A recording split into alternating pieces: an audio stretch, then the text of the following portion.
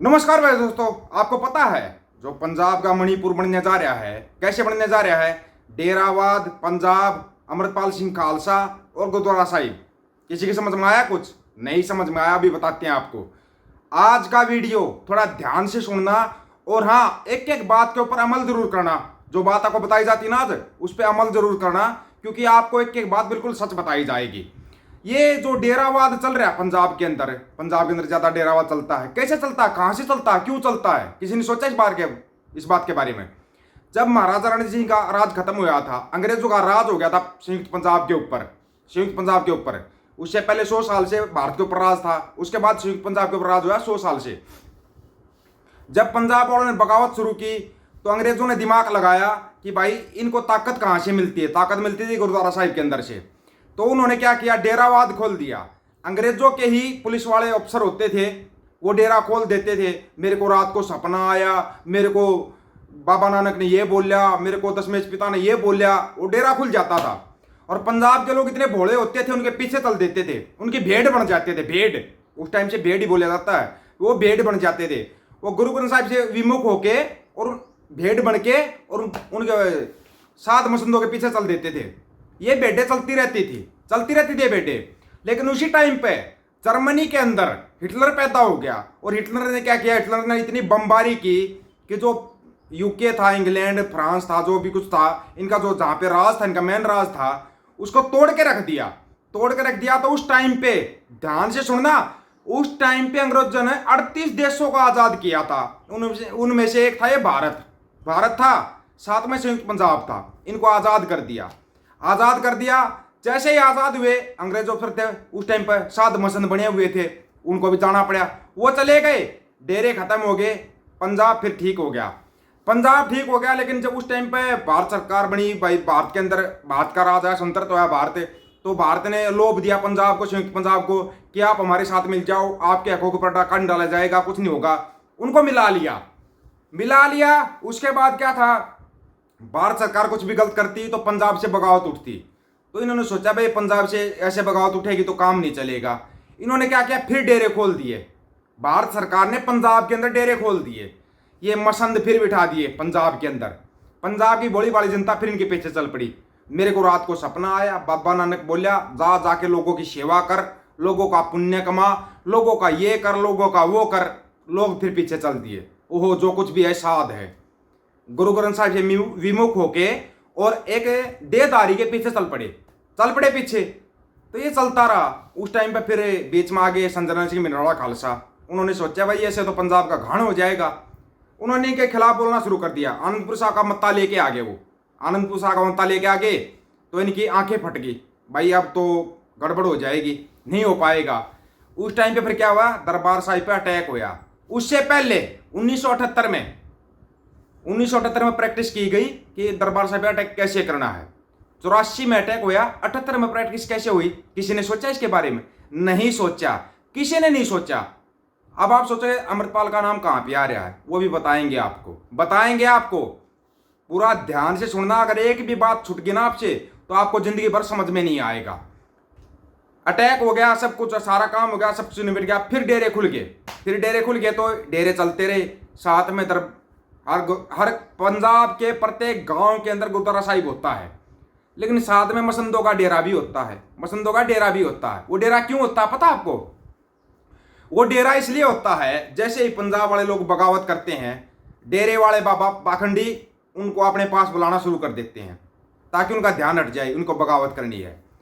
84 के बाद सबसे ज्यादा डेरे खुले। क्यों खुले? ये केपीएस गिलबर्ग के जो खड़े हुए थे, पंजाबी का घाण कर रहे थे, वो जिस गांव में बंदे को मारते थे, उसके साइड के गांव के अंदर 1-2 दिन के बाद जैसे गांव वालों का आक्रोश बढ़ता था ना, तो ये सिंगरों को लेके आते थे। क्या लगता था? अखाड़ा लगता था। ये सिंगर वहां से पैदा हुए।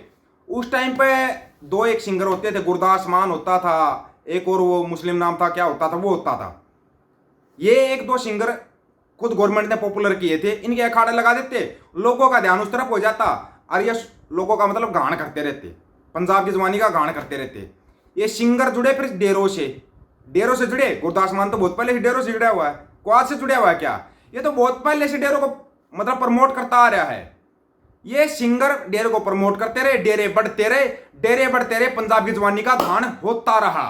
केपीएस गिल ने इतना घाण किया पंजाब की जवानी का, जिस गांव में पंजाब की जवानी का घाण करता था, साइड वाले गांव के अंदर गुरदास मान आ रहा है। उस टाइम पे बहुत बड़ा नाम होता था भाई, गुरदास मान, यार इतना बड़ा सिंगर आ रहा है। लोग वहां पे चले जाते, साइड में उनके बच्चों का घाण कर देते, उनके बच्चों का कत्लेआम कर देते, और लोग कहां जाते, बस ओहो गुरदास मान, ताली बजाते, पता नहीं क्या क्या करते, और वहां पे घर पे जवानी खत्म।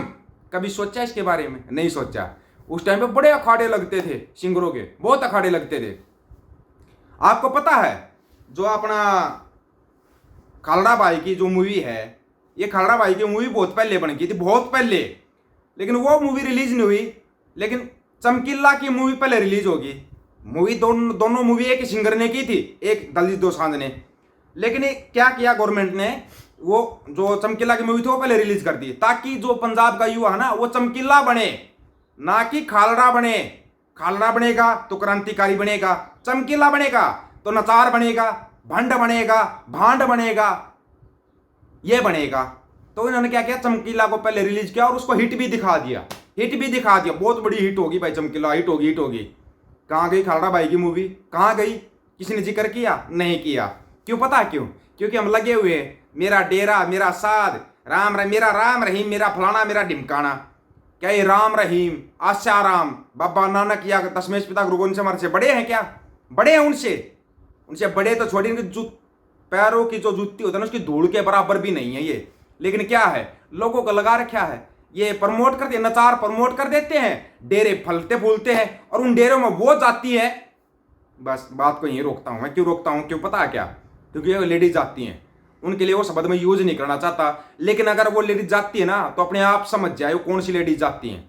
वो लेडीज जाती हैं जिनको वाहियात और घटिया बोला जाता है हरियाणवी भाषा में, वाहियात और घटिया लेडीज। वो जाती डेरों के अंदर, जो साबत सूरत कौर बहन होती हैं, कौर बहनें, माताएं, बेबे होती ना, वो जाती हैं गुरुद्वारा साहिब के अंदर। लेकिन जो घर से फालतू से आगे भी, कभी इसके पास, कभी उसके पास, कभी तीसरे के पास, कभी चौथे के पास, वो जाती हैं डेरों में जाती हैं, आराम से इंजॉय करती हैं। डेरों में जाती इंजॉय करने वाली। जैसे वो महिला बोल रही थी, मेरे साथ तो कभी बलात्कार नहीं हुआ, क्योंकि वो चाह रही थी उसके साथ हो जाए, वो चाह रही थी मसंदो कम इनके साथ भी कर लो, कुछ करना हो तो। ये खुद आ रही है, अपने आप आ रही हैं। इसके बाद आता अमृतपाल सिंह खालसा, विदेश से आया। जैसे आया उसने अमृत छकाना शुरू किया, गुरु के नजदीक लाना शुरू किया बच्चों को। जितने मसंद थे सभी खड़े हो गए, अमृतपाल के खिलाफ प्रचार शुरू कर दिया। ये तो मोना गोना है, ये तो ये है, ये वो करता, फलान करता, ढिमकान करता। सारे मोनों ने उसके खिलाफ, जितने भांड थे, बुस्सड़ थे और इससे आगे ना गिरे हुए थे, वो अमृतपाल के खिलाफ हो गए, अमृतपाल सिंह के खिलाफ हो गए वो सारे के सारे। डेरों के खिलाफ भी इनको देखा है, चाहे वो डॉलर चोर हो, चाहे वो बिट्टा, बिट्टू, टिट्टू, मिट्टू, जो भी, जिनकी माँ इंदिरा गांधी थी, जिनका बाप नरेंद्र मोदी है, माँ इंदिरा गांधी और बाप नरेंद्र मोदी। कभी देखा डेरों का विरोध करते हुए इनको? भगवंता बुच्चड़, कभी डेरों का विरोध किया इसने? नहीं किया। लेकिन आप लोगों की ना नजर बंद है, नजरें बंद है आप लोगों की। ऐसे ही नजरें बंद रखना, ऐसे पंजाब की जवानी का घाण होता रहेगा। एक अमृतपाल सिंह आया था जिसने इन सबको नचा के दिखा दिया था, लेकिन उसके लिए कोई खड़ा हो रहा क्या? कोई खड़ा नहीं हो रहा। डूब के मर जाओ। नचारों के पीछे चलने वाले भंड बुच्चड़, ऐसे रहोगे तुम। अगर इस बारे में कुछ गलत हो तो आप लोग अपनी राय रख सकते हो। सभी साथियों को राम राम, नमस्कार, आदाब, सत श्री अकाल। वीडियो को ज्यादा से ज्यादा शेयर, चैनल को सब्सक्राइब और बेल आइकन को जरूर दबाना दोस्तों।